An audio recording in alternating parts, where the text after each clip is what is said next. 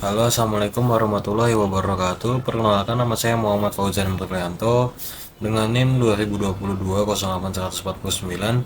Dan di presentasi kali ini saya akan membahas mengenai memahami kurikulum Merdeka Belajar menurut Kiai Haji A.R. Farudin.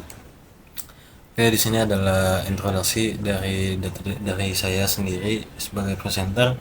Lalu di background kali ini adalah kurikulum Merdeka Belajar pada zaman ini, lebih tepatnya mulai dari 2020, sedang naik daun karena digunakan sebagai kurikulum resmi Indonesia pada tahun 2020 hingga sekarang. Kurikulum Merdeka Belajar diperkenalkan oleh Menteri Pendidikan dan Kebudayaan Indonesia. Konsep Merdeka Belajar dalam kegiatan belajar mengajar ini adalah salah satu upaya pemerintah dalam memberikan fleksibilitas serta keleluasaan bagi pelajar atau peserta didik dalam mengembangkan minatnya masing-masing. Nah, di sini saya akan membahas sekaligus memahami pemikiran Kiai Haji A.R. Farudin sebagai salah satu tokoh pendidikan terkemuka di Indonesia mengenai bentuk, tujuan, dan penerapan kurikulum Merdeka Belajar sebagai seorang cendekiawan Muslim. Dan diharap pandangan beliau ini terhadap konsep pendidikan dapat memberikan kebebasan bagi peserta didik, sangatlah menarik untuk dibahas. Oke, langsung next saja. Yang pertama itu adalah bentuk kurikulum Merdeka Belajar menurut Kiai Haji A.R. Farudin. Oke, di pandangan Kiai Haji A.R. Farudin menekankan pentingnya fleksibilitas dalam kurikulum. Menurutnya, kurikulum yang dapat memenuhi kebutuhan peserta didik tidak boleh kaku dan monoton. Kurikulum yang baik harus adaptif terhadap perkembangan zaman, serta peserta didik diberikan kewenangan untuk menentukan bobot serta alokasi waktu pada mata pelajaran agar siswa tidak terkekan dalam kegiatan belajar. Ada kutipan dari Kiai Haji A.R. Farudin, yaitu kurikulum Merdeka Belajar harus mampu menjadi payung bagi keragaman, bukan justru menjadi korset yang membatasi kreativitas. Beliau ini berpandangan bahwa pemberian otonomi yang luas kepada sekolah dalam mengembangkan kurikulum akan mendorong lahirnya inovasi-inovasi pembelajaran yang kontekstual dan bermakna bagi peserta didik. Oke, di B ada tujuan kurikulum Merdeka Belajar menurut Kiai Haji A.R. Farudin. Menurut beliau, tujuan dari kurikulum Merdeka Belajar adalah untuk menciptakan generasi penerus yang memiliki kemampuan berpikir kritis, kreatif, dan inovatif. Beliau ini percaya bahwa sistem pendidikan tradisional yang terpaku pada hafalan ataupun monoton ini tidak lagi memadai untuk mempersiapkan siswa menghadapi tantangan-tantangan di masa depan.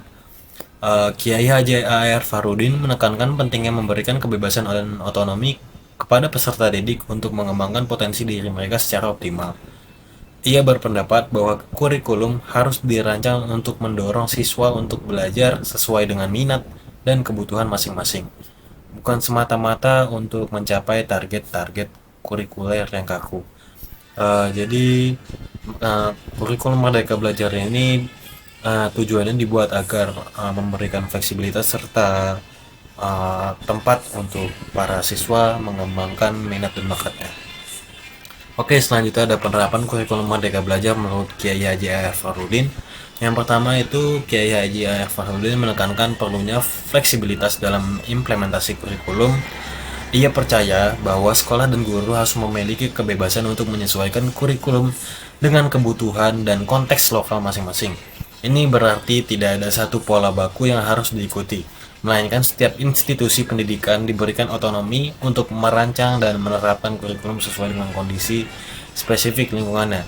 Jadi yang pertama ini itu dirancang sedemikian rupa ataupun dirancang oleh institusi pendidikan itu untuk mengikuti bagaimana yang dibutuhkan di lingkungan pelajar gitu. Lalu yang kedua ada menekankan pentingnya pembelajaran berbasis proyek atau project based learning sebagai salah satu pendekatan utama dalam kurikulum Merdeka Belajar. Menurutnya, model pembelajaran ini dapat mendorong siswa untuk terlibat secara aktif dalam memecahkan masalah nyata, mengembangkan keterampilan kolaborasi, dan menerapkan pengetahuan secara langsung.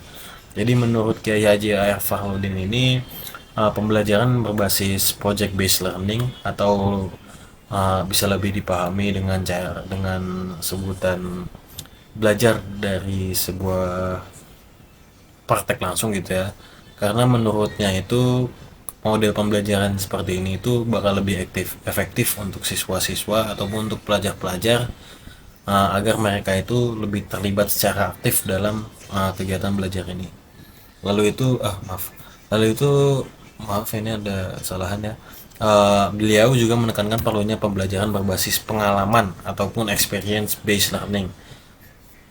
Ia meyakini bahwa siswa akan lebih mudah memahami dan mengingat konsep-konsep jika mereka dilibatkan dalam kegiatan belajar yang melibatkan pengalaman langsung, seperti kunjungan lapangan, studi kasus, dan simulasi. Eh, Kesimpulannya di sini ada secara keseluruhan pemikiran Kiai Haji A.R. Fahrudin mengenai kurikulum Merdeka Belajar menekankan pentingnya fleksibilitas, penguatan pendidikan karakter, dan keseimbangan antara pengembangan intelektual dan moral. Menurutnya, kurikulum Merdeka Belajar harus mampu memfasilitasi peserta didik untuk berpikir kritis dan kreatif dalam mengembangkan minat dan bakatnya, serta menumbuhkan kepribadian yang luhur. Hal ini sejalan dengan tujuan pendidikan yang tidak hanya menitik beratkan pada pengembangan intelektual, tetapi juga pada pembentukan moral dan akhlak peserta didik. Pemikiran beliau ini diharapkan dapat memberikan wawasan baru bagi pengembangan sistem pendidikan nasional yang lebih progresif dan seimbang antara aspek pengetahuan, keterampilan, dan pembentukan karakter.